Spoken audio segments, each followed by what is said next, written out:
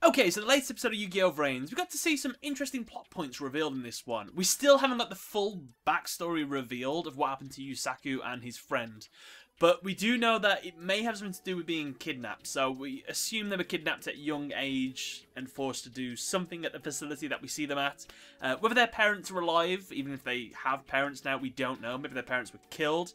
Based on Zaizen and Aoi's backstory as well, this show isn't afraid to get the dark backstories out the way, because Zaizen and Aoi's mother and father, I believe, were killed in a car crash, I think they said. And they had to survive by doing some nefarious things, including helping hack banks and things like that for mobsters. So, yeah, they're not afraid of shying away from the dark backstories, so I imagine Yusaku's and that guy's, I always forget his name, will probably be the same. So we see at the start of this episode that Yusaku really doesn't want any help dealing with these problems that he has at the moment, where Zaizen says that he will take on this burden, he will sort things out. He promises that if he gives over the AI, he will try to the best of his ability to get all the things that happened 10 years ago into light.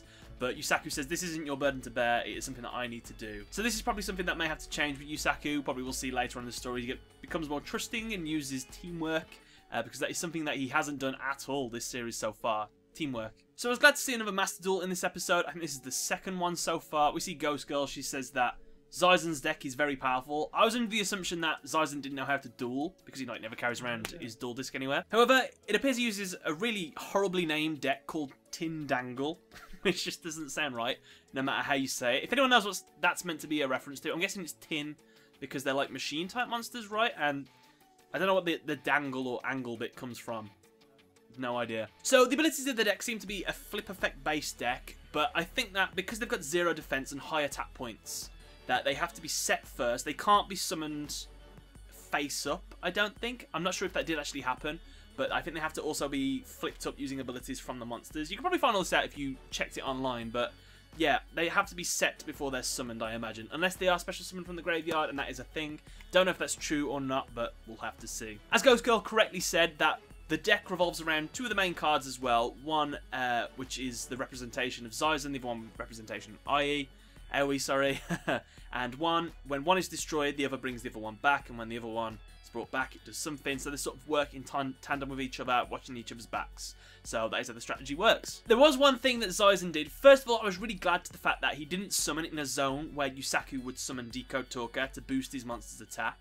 However, due to the monster's ability, if he had have summoned the monster in that zone, for every monster that was in the zone connected to Decode Talker, he could have reduced their attack even more. So he could have reduced it all the way down to 0 by getting rid of 3,000 attack. But that never... I'm pretty sure that was what could have happened, but that never did. You guys will have to let me know if that was right or not, but to my knowledge, if he'd have summoned it into the zone connected to Decode Talker, that would have been 3 monsters linked to it. So that would have reduced it by 3,000. Maybe it didn't count because it was on his side of the field. But that was just something I noticed. Should throw that out there. We was introduced as well to a new Link monster used by Yusaku, which was Flame Administrator. Low attack, but each Link monster on the field gains an additional 800 attack for it, so it's pretty good. When Zaizen goes on the speech about what had happened to him and some of the things that he's been through, it sort of says, I know what you're going through, Yusaku, just let me take all this burden. And this makes Yusaku very annoyed, and I think he says that you don't know what we've been through. Don't even assume. So that really pissed off Yusaku and the other guy. God, why do I always forget his name? He's called something, but yeah. They were really annoyed, and I'm really curious now. Hopefully in the next episode we get to see a little bit of flashbacks from the past.